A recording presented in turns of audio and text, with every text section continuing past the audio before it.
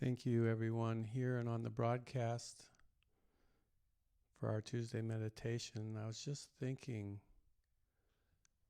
how I feel light as a feather. And I think that is the energy that is in this room now that we can tap into. When Jesus was transfigured, and that's an interesting word, he actually became light, like the sun, his light body. And those transfiguring frequencies are still here today for all God's sons and daughters. When we realize that we can tap into this spiral of divine energy and frequencies, we too will be transfigured. We too will become light as a feather. We too will shine like the sun.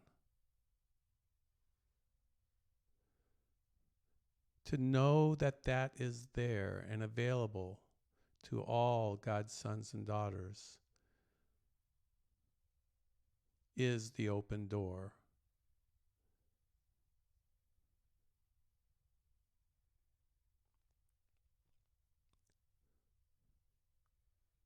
Let's tap into that.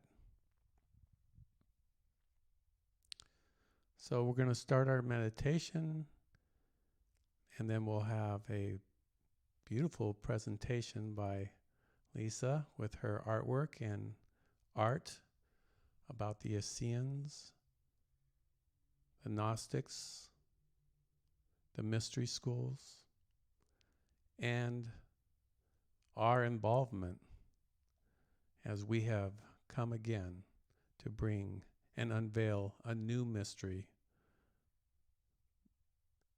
to mankind.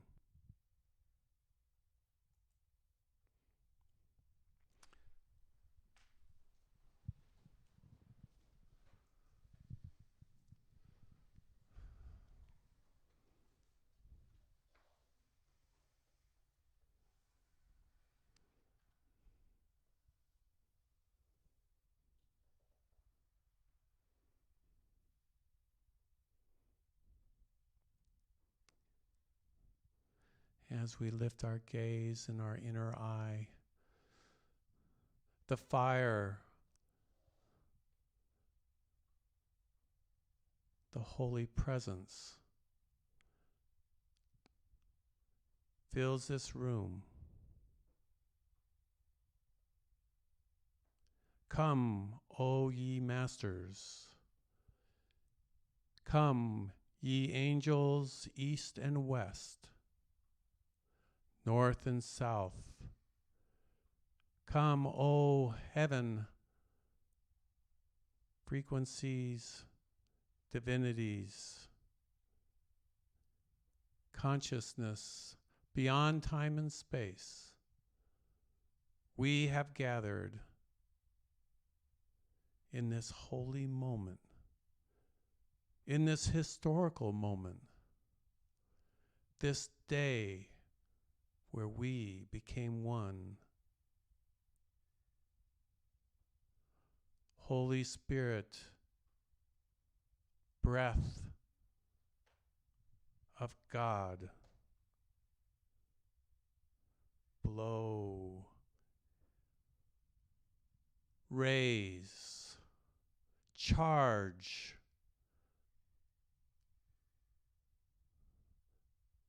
each one with this holy, transfiguring light, fire.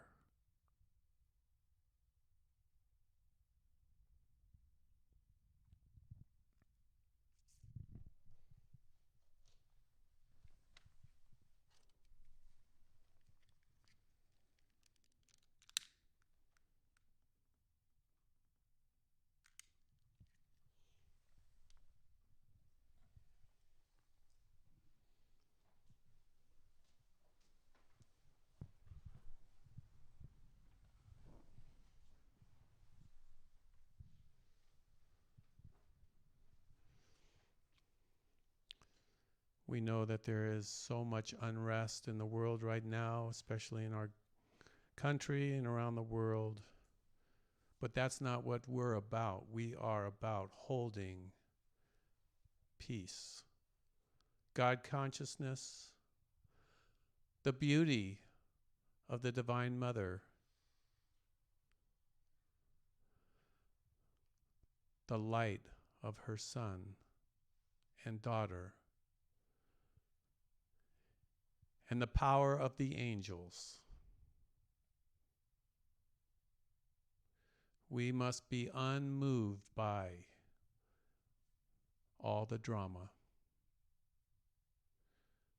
unaffected by the Maya and all discord, as we will overpower it with our love, our peace, our wisdom,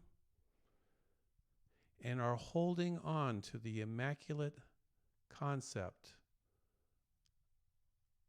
of Mother Earth, perfect and pure, children happy.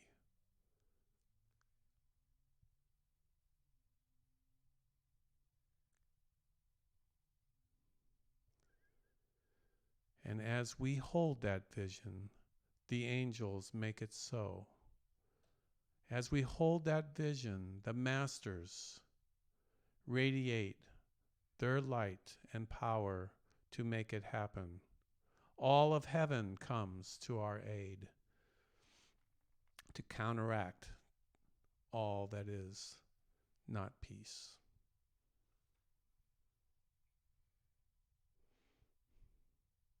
Someone has to do it. But we are not alone.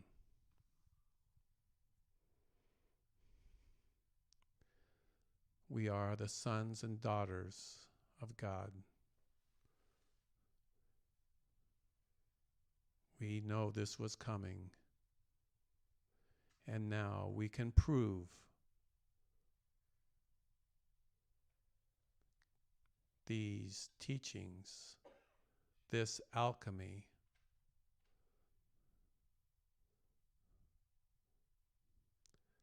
so for a few moments, for 15 minutes, in this short meditation, go deep into spirit. See only light. Be consumed by the transfiguring fires of enlightenment.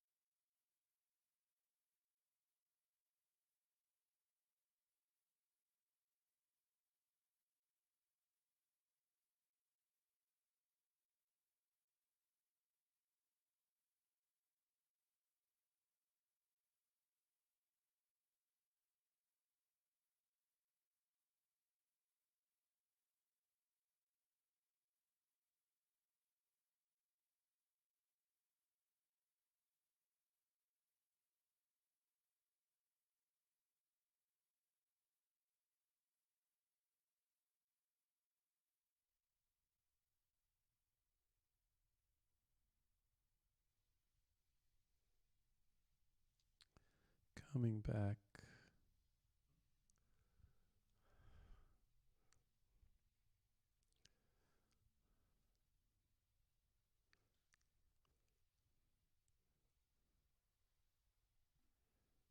As we just sit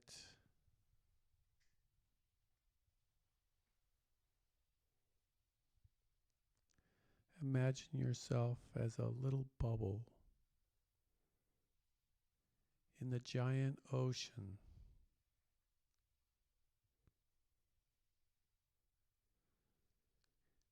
And all you need to do is float.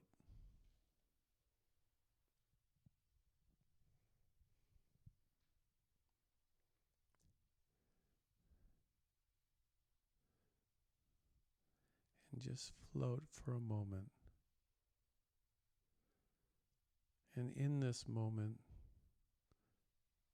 there's only love.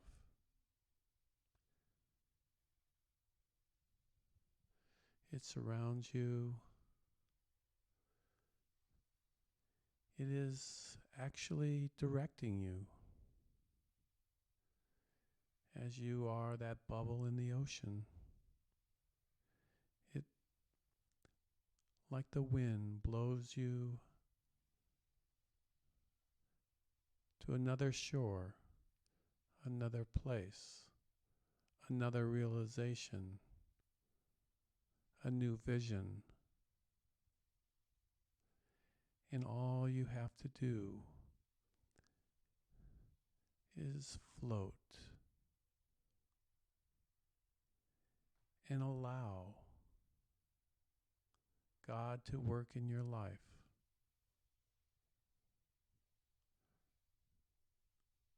Allow the angels to create new opportunities.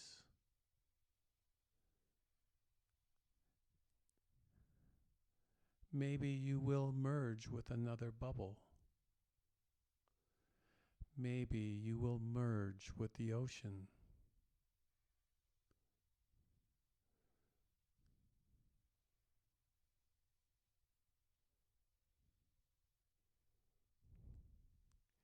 These are your choices.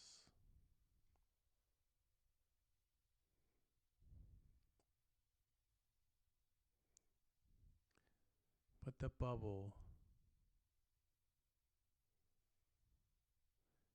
is temporary.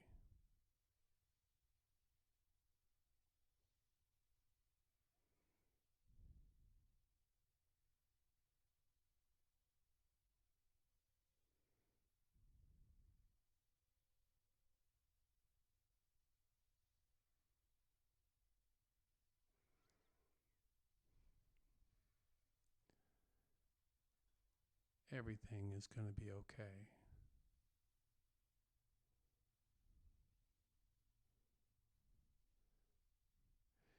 Even this earth will be fine.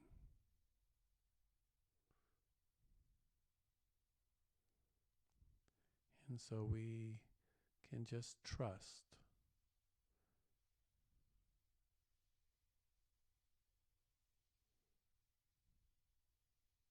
and float and allow and accept. And there is no struggle because we are the bubble of God.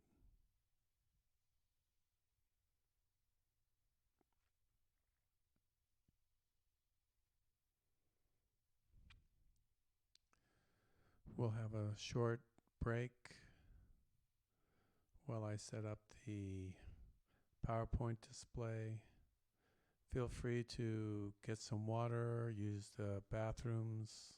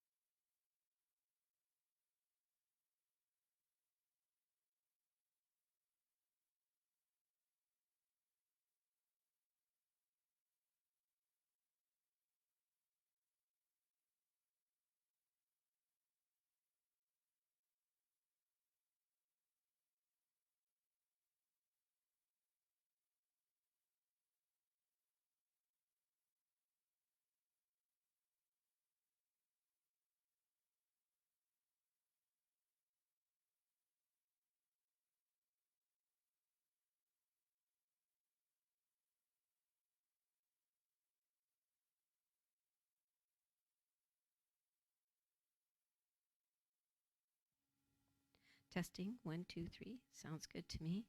Does that look really dorky? Can we put this down here? There we go. There we go.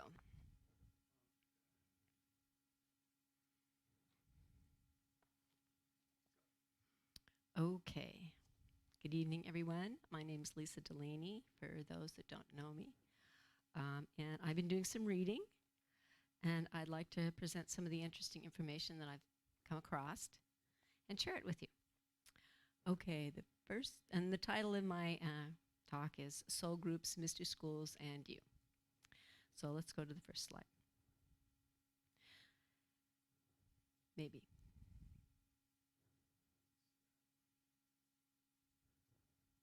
There we go. The first question we want to ask is, what is a soul? Everybody here knows what a soul is. Anyway, this is an artist rendition, mine.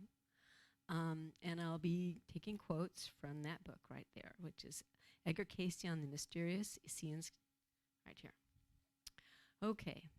The soul is, of course, the immortal part of us, the thing that lasts forever and remembers everything, our personality, our memories that we have right now, and our body, of course, are temporary. When the life force leaves us, it will just cease to be. The soul remembers our past lifetimes and experiences between lifetimes. I found it fascinating. This affects how we instinctively react to people, situations, and of course how they react to us. Almost everyone in our lives is somebody that has been in a past embodiment with us. And people that are really close, just like our parents, our children, or our loved ones, are people that have been with us many times, according to Cayce. Anyway, the effects of these many past life experiences are reflected in the circumstances that we live in and our present situations and relationships, and that's our karma. Pretty straightforward. Next slide, please. So what are soul groups? I thought this was fascinating when I heard this.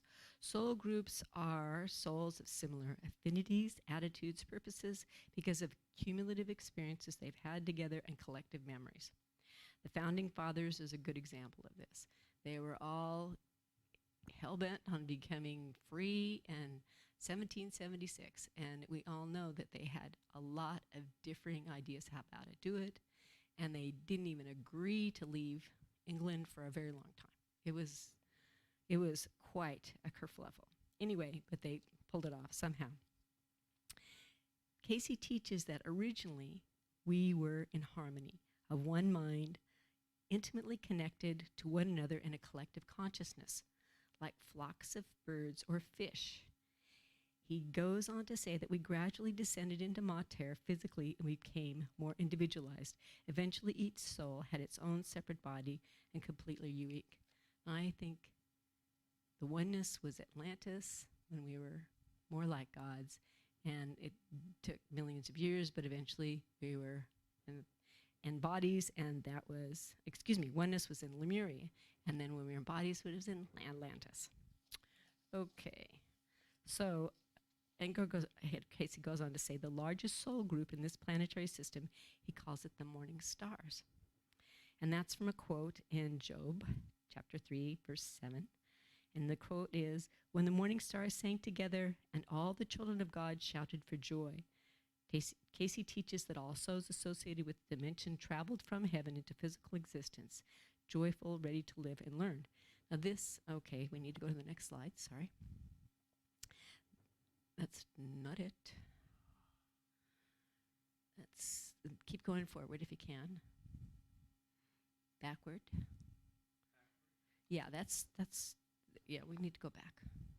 I'm sorry, I gave you the wrong instructions. Backward. We're looking for a picture of Shambhala. And okay, he'll work on that. Anyway, this makes me think of Sanat Kumara, who's this master right here, and how he brought 144,000 fellow light bearers from Venus. The story goes as Sanat Kumara was the Ancient of Days, and this is in Daniel chapter 7. We're not there yet. We're going to get to that picture. It's Marius Michael George's picture. It's beautiful. He's the artist of many of the paintings in this room. Sanat Kumara was the original keeper of the flame and the spiritual ruler of the planet Venus and currently is now of Earth. Many eons ago, he offered to Earth karmic assistance because Earth was scheduled for destruction, because the people that lived here had let the light in their hearts go out. They'd lost their connection with their source. So Sanakumar received permission from cosmic councils to come to Earth with his 144,000 light bearers to help Earth citizens awake to their true identity and regain their soul freedom. Now, it's my contention after meditating on this is that it's still happening. And I think we are them. We are the 144,000. And the people that are spiritually oriented and striving are the ones. Okay, so while soul groups share a memory of oneness, they are neither static or rigid, according to Casey. The individual soul can use free will to seek and experience another group.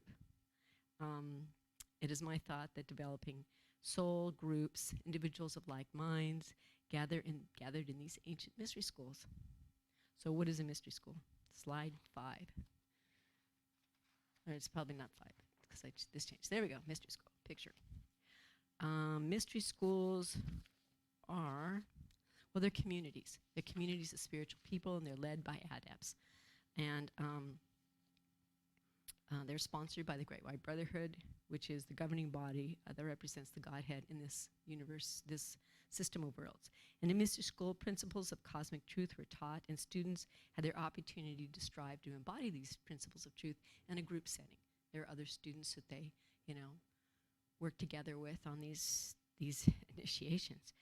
Mystery schools followed similar basic structures. They'd have outer activities, outer rituals that everybody participated in, and then there were inner initiations. There were only access through deep and transformative initiatory path.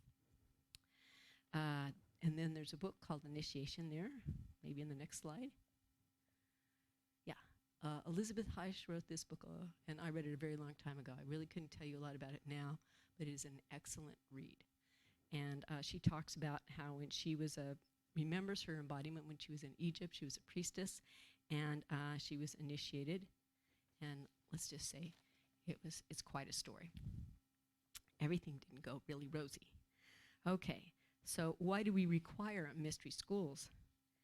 And according to Grace F. Knock, and this is an online source, she says in the first mystery schools, as Lemuria gave birth to Atlantis, that's the third race to the fourth race, the fierce battle waged between the war between the lords of light and darkness. Up to this point, there had been no call for mysteries.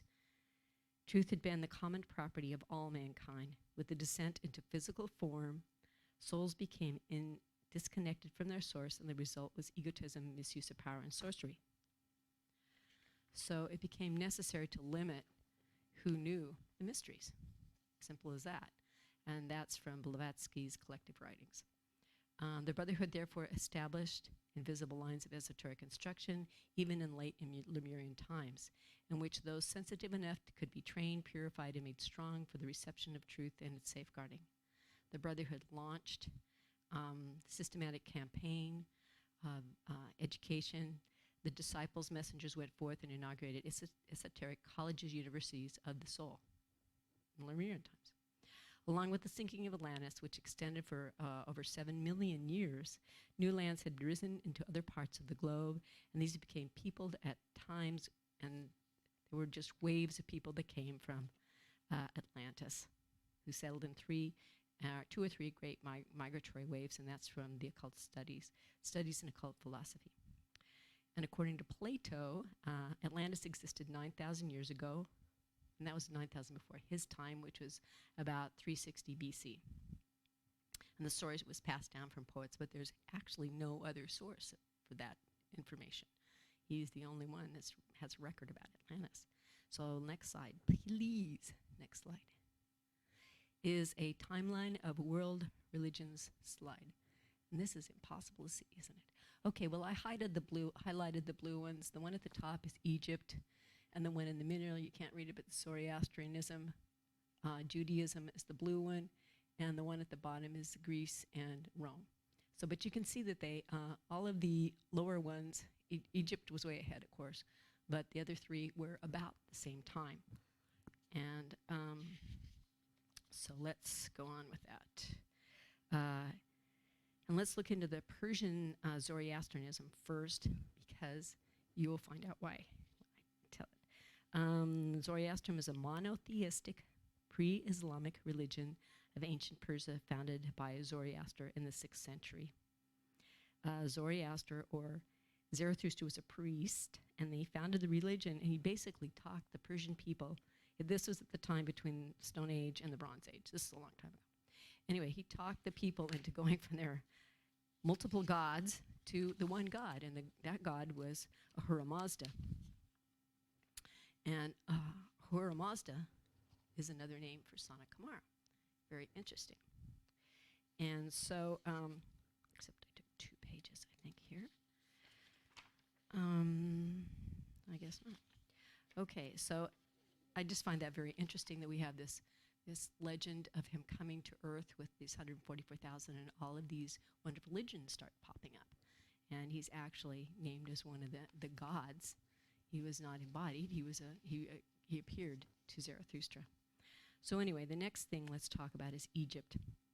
So that would be the next slide. Oh, except we missed the picture of Zarathustra. And okay, there's ancient Persia. Sorry, I'm not on the ball here. And the next slide. Okay, you can see Zarathustra is the picture in the middle. To the left is their symbol for Ahura Mazda, and it is actually another name for Sanat Kumara, which is pretty interesting, I think. Okay, so next slide is Egypt, I hope. Great. Okay, ancient Egypt was a complex system of many gods, polytheistic beliefs. And for over 3,000 years, the mystery schools of Egypt were epitomized as the ultimate secret wisdom and knowledge. As in ancient times, contemporary scholars and researchers insisted the great teachers who presided over the Egyptian mystery schools had to have come from somewhere extraordinary. And they theorized that it was Atlantis. And it's, you know, as you can see from our little map, it was feasible. I traveled to Egypt in 2006 with the Heart Center, visited the pyramids, rode a camel, went to Cairo and Luxor and Karnak, and we were told by the masters that the pyramids were built by adepts who raised the stones by the use of manipulation of energy. So, next slide. If you look in the masters and their retreats by Mark and Elizabeth Prophet, they will tell you that this gentleman on the left is Serapis Bey. It's a picture I made, and it's an artist rendition. He probably doesn't look anything like that. But anyway, Serapis Bey came from Venus with the ascended master, Sanat Kumara, of the ancient of days, Sanat Kumara, to rekindle the sacred fire of hearts of wayward mankind. He was a priest of the Ascension Temple on Atlantis and brought the Ascension flame to Luxor, Egypt. He embodied many times in the land of the Nile. Most notably, Serapis Bey was the architect of the ancient pyramid, and the ascended master El Morya, which is the image on the right, was the master mason on that project. Next slide. The only exception to polytheism is a short rule by Akhenaten. He was officially known as Imhotep IV, and he ruled for only 17 years. However, he abandoned the traditional multi-gods that they had and focused on the worship of one god, Aton, the sun god. And it had been, that whole movement ended abruptly with his death. And Akhenaten was an embodiment of Mark Prophet, who is the founder of the Summit Lighthouse, interestingly enough. Okay, let's go to Judaism. Next slide, please. Great. The Essenes, Judaism is composed of the Pharisees, the Sadducees, and the Essenes. Essenes are lesser known. They got a back seat for obvious reasons, which, we'll see about. Let's see. The Essenes were an ancient Jewish sect in the 2nd century BC on the west, which is now the West Bank of Israel. The Essenes lived in highly organized groups, according to Wikipedia, and held property in common, and were widely regarded as the authors of the Dead Sea Scrolls. Now, it's interesting because you get this one line, and now the Dead Sea Scrolls were actually found in the basement of the Vatican. All these years, imagine that. And so they're being published. I have the first 4 books. I haven't yet, but maybe we'll have another class about that someday. But there's a lot of information in those books, is my understanding. Anyway, next slide. According to Edgar Casey, the Essenes were a continuation of the legendary school of the prophets, begun by the high priest Melchizedek, who broke bread and drank wine with Abraham. That's in Genesis chapter 14. And in this slide, we see that picture. El Morya is the chief of the Darjeeling Council and the Chohan of the first ray of the will of God. Okay, so next slide, please. These are 2 books that I read, and they're on the floor here if you want to look at them later. And I will be quoting from this, Dolores Cannon, Jesus and the Essenes, and Stuart Wilson and Joanne Prentice, The Essenes, Children of the Light. Really both very good books if you're interested in this topic. Most of us know a lot about Jesus because he was, the Bible. He's all over the Bible. What is news is that Jesus, Mary, and Joseph were all Essenes, part of the Essene community. And this book to the right, Jesus, be to the left. Jesus and the Essenes, Dolores Cannon is a psychologist, and she shares her findings on regressive hypnosis. And she did this for many years. And she finally stumbled across this guy who had an embodiment in the Essene community. And she was like, wow. And it turns out that this guy actually was a teacher of Jesus when he was a young boy, and gave a lot of information about the Essenes, their practices, their communities, and how they lived. It's very insightful. He lived in the community of Qumran, and it's a lot of interesting details. I'm trying to stay on my time, so I won't go into a lot of that. The other book, The Essenes, Children of the Light by Stuart Wilson and Joanne Prentice. Joanne Prentice is another past life therapist. And in this book, she interviewed people that lived a couple of different Essene communities. And again, this book stated that the principal purpose of the Essene communities was to prepare for the coming of a great teacher, which is, of course, all over the Bible. They prophesied the coming of this teacher, so it's not really a surprise. On page 28, the quote is, the founders of the Essene way were the Kulu. This is interesting. Ancient ones who came from the old land to the west. Okay, so think, what's west of Judea? Maybe way west, but it's Atlantis, where first to Egypt, then to our land, Judea. The central community was at Qumran on the edge of the Dead Sea. Page 30, so that we could provide the broadest and most effective learning foundation for the teacher, in quotes. The Kulu ensured that our minds were never confined to one religion. They gathered the best knowledge from Egypt, Persia, Greece, and everywhere. Now I'm supposed to read a quote in here on page 44. Hopefully it's going to be right here. Okay, let's see. It says, in the communities we knew that we had a special freedom, the freedom to study texts from Egypt, such as the wisdom of the Isis cults and the ascension rite of the sun. From Greece, including many of the finest thinkers such as Pythagoras, and from Persia, the work of the great sages and master souls of the world was brought at a high Persia, including the Zoroastrian text. So they were well schooled and preparing for the coming of Jesus. And according to Casey, they spent 300 years preparing. It wasn't like a quick thing. So what else? Obviously, the Essenes had a formidable mystery school because they produced Jesus. He's the embodiment of the Christ consciousness on the earth. Recognize the embodiment of the Christ consciousness on the earth. And we are all familiar with the skills that he demonstrated as a healer and, precipitating wine from water, etc. But there were other adepts in the Essene communities as well. For example, Jesus' father, Joseph. Oops, we need the next slide, sorry. The next slide is Joseph. There we go, there's the Holy Family. And then we need the next slide after that. Saint Joseph was an embodiment of Saint Germain, who has since then obviously ascended. He's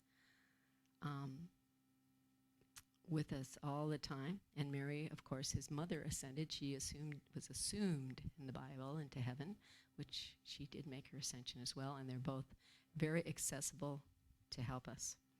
Next slide, please. We're going to talk about the school of Crotona, Greece.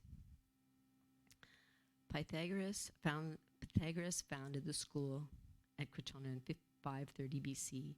He was famous for founding a group, the Brotherhood of the Pythagoreans, who were devoted to the study of mathematics.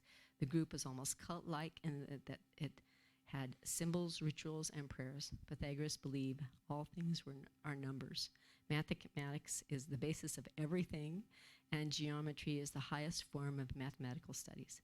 Pythagoras believed in the immortality of the soul and its transmigration after death. It means leaving and going into another place. And next slide. Pythagoras was the embodiment of the ascended master Kuthumi. And if you don't know Kuthumi or recognize him, his soul was also embodied as St. Francis. So he's been helping us for a very long time. Next slide. So what does this mean to us? Why do we care? We care because we were there and we are here now, embodying those roles as striving students at our whatever course we're following. The goal is, of course, to re-enter that oneness, that self-realization and God consciousness. That's where everyone is headed at whatever pace and whatever path they are taking. And we are all part of a soul group, and remembering who we truly are is the goal. And I do believe that most of us, the spiritual seekers, are part of the 145,000 and came with Sana Camaro. And I used to think it was a rescue mission, but I think it's more like a very, very long process. And I think everybody had this in mind when they embodied and knew that it would take a long time, because you're making connections all the time with people. And you are loving them, they're loving you. We're having our interactions and working things out, and we're all raising each other up in the process. So each path is unique, and mine is obviously with the Ascended Masters. I was in the Summit Lighthouse for 12 years with Elizabeth Clare Prophet, and more recently with the Heart Center the last 15 years. And I came to witness that they're both mystery schools. From my own personal experience, they had outer rituals that everybody participated in, and they had inner rituals with initiations, and you proceed according to your own choice. Next slide, please. And I come here to tell you because we have this gentleman, David Christopher Lewis, is going to be coming here in 2 weeks, and there will be a class here. And I am humbly inviting you to try it out, to attend, because it will help you. I believe at every level that it will help you, and if you never go to it again or never think about it again, you will still have that as like a boost that these masters can give you. And by getting to know them, you will have that resource, that tool in your tool belt to use on your path. So next slide, please. The event is a Valentine meditation on divine love. We will be doing meditations every day. We're supposed to do an hour of meditation each day, not all at once necessarily. We will be doing walking meditations. We'll be dancing meditations. We're going up to Quest Haven and doing panurhythmy. We'll do panurhythmy on the beach. And we will be sitting in this very room doing meditations and talking about it and receiving lovely heart streams from Lady Clarity, Mother Mary, Lady Master Venus, and many other Lady Masters. And it should be a really good time for all. Okay, how did I do on my time here? Oops. Anyway, so do we have any questions, comments? I would love to hear everyone's comments on this. Well, I didn't start. Okay. If anyone has a comment about any of this, I'd love to hear. Thank you for reading all those books, and I did pick up a lot of little tidbits about the Essenes. I always was fascinated about, Jesus' life and since there isn't much information in the Bible, you have to kind of like go beyond that. Negger Casey's such a great resource. Who's he re-embodied today? David Wilcox. David Wilcox. Yeah, we met him last, I think, at the expo in San Mateo. Such a nice guy and his wife. Looks like him, too. Looks like... anyways, thank you for putting all your pictures and paintings up there for us. Does anybody have any questions about the Essenes or anything you want to add to this? Love to hear your takes. We got a mic.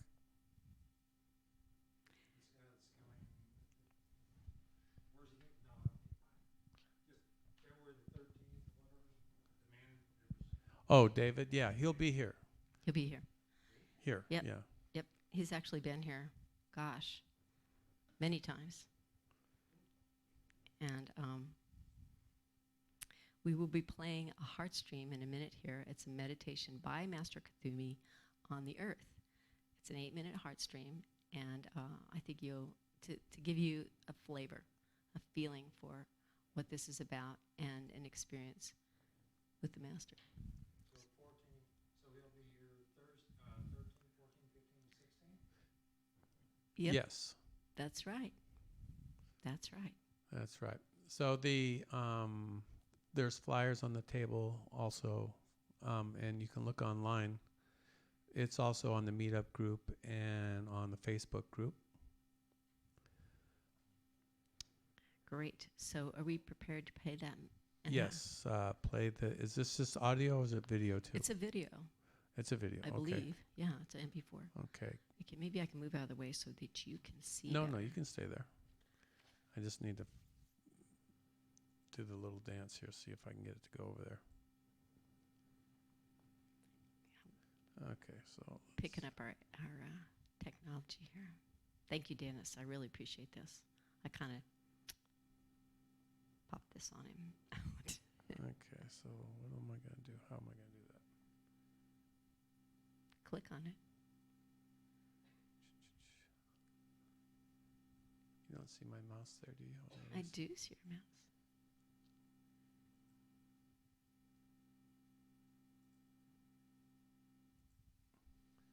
And now, almost there. And we will have an opportunity to heal the earth with this little meditation.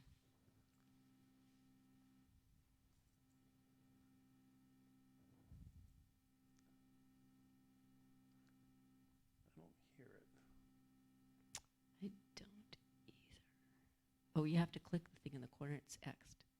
Keep going to your right. There we go. Click that. Teacher Let me start. and a benefactor of light.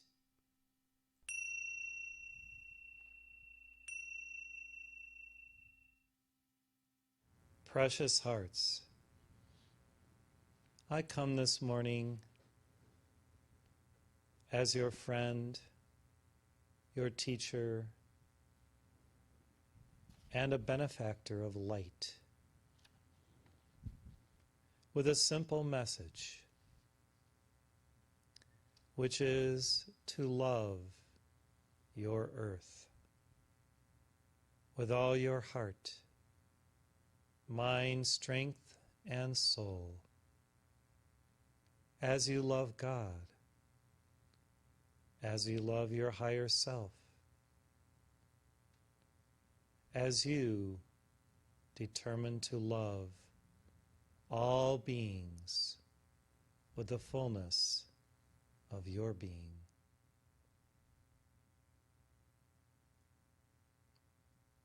One simple ritual that we ascended masters perform is to behold the earth with all of its teeming life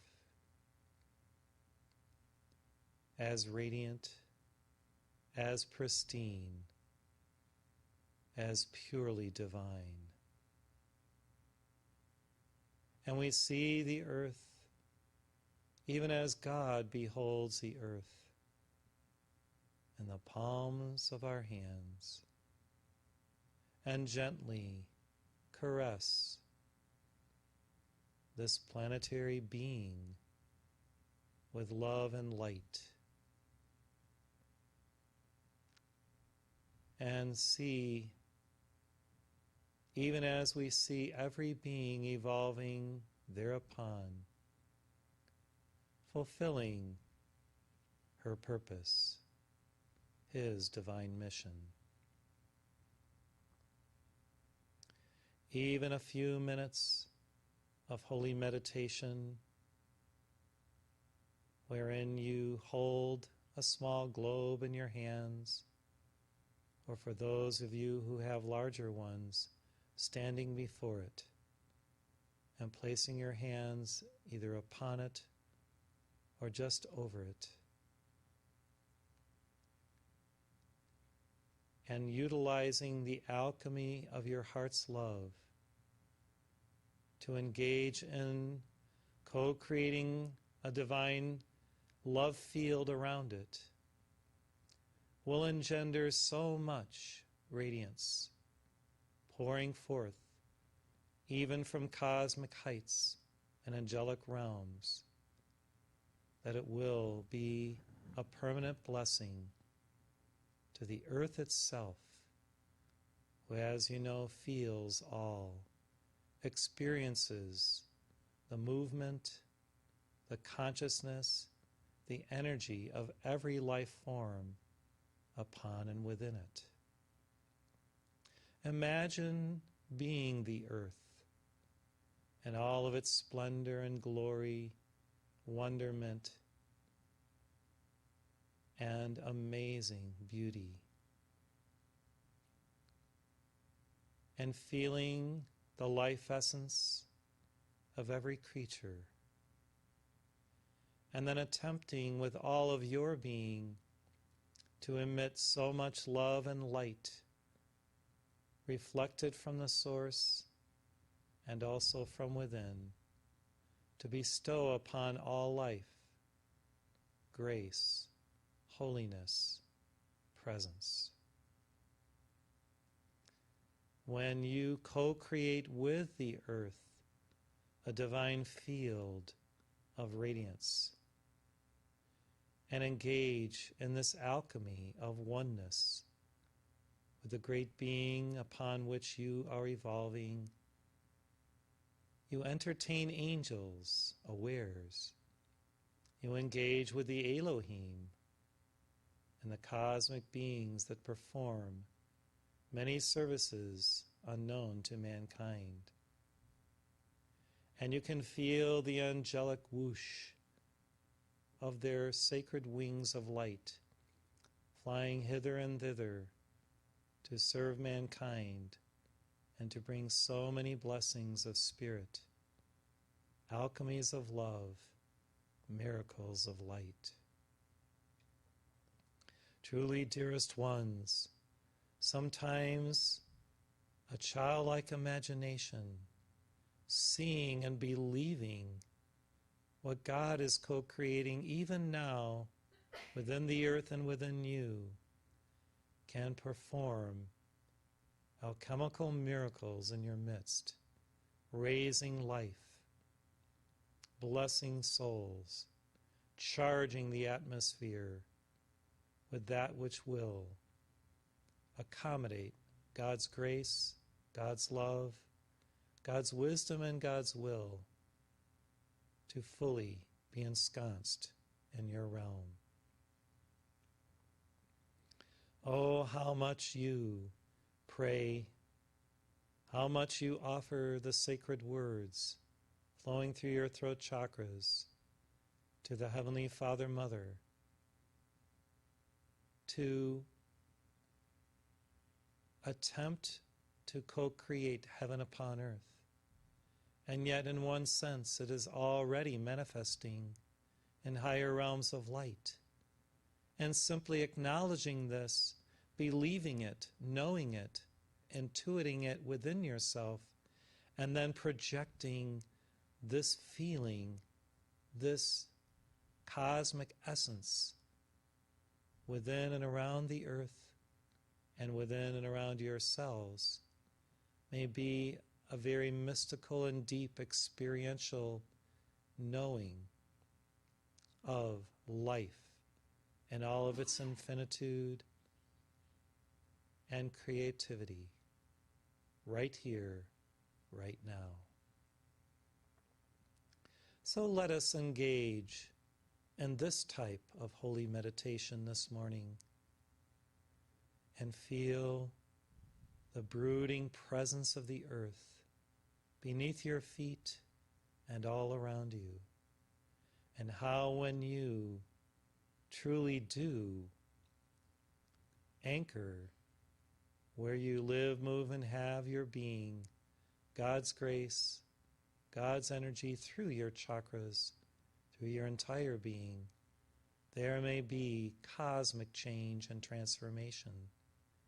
There may be the simple yet very powerful manifestation of God's glory, God's presence, right there. Behold the earth now as crystalline, as rarefied within heaven's grace. Feel your connection with the earth as you engage in this type of earthing itself. See yourself as a child of light, frolicking here and there upon the bosom of the planet, swimming in the great seas, lakes, and oceans, or climbing the great mountain fastnesses with friends of light, and even ascended masters. Know the peace within the valleys. Know the certitude that God is present everywhere, and that you, living upon this great being, are indeed co-creating a new era of love and light together. So let us begin this 20-minute meditation. And then on the other side of it, we will begin another alchemy on this day after Christmas, 2018.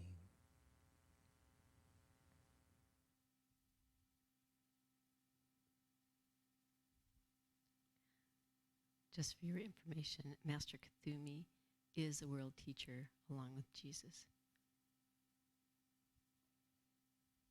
Thank you, Dennis. That's great. Really appreciate that.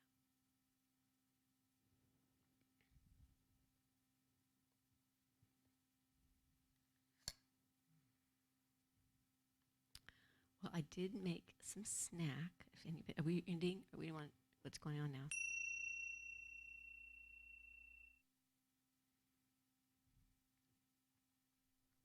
So yeah, let's have the snack, and then thank you for your sharing and your passion and your steadfastness all these years and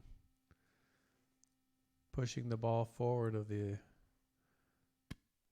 teachings of light and love and peace. Lisa.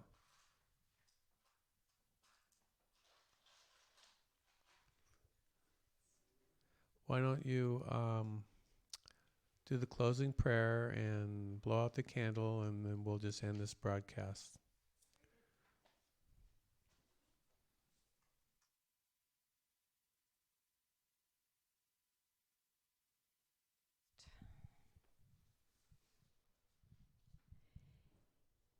In the name of the Christ, the name of money and presence, we accept the blessing of Blessed Kuthumi and Jesus, Mother Mary, Saint Germain, and Serapis Bey, and all the masters of the Great White Brotherhood, and all of our sponsoring masters of the people in this room, as I'm sure there are many. We accept your graces and your blessings, and we call for them to be magnified and multiplied to raise the earth according to God's holy will. Amen.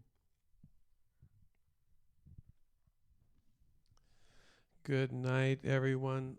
Thank you for the broadcast. Tomorrow, we're going to have a special service for someone who is getting cancer treatment right now in Tijuana. And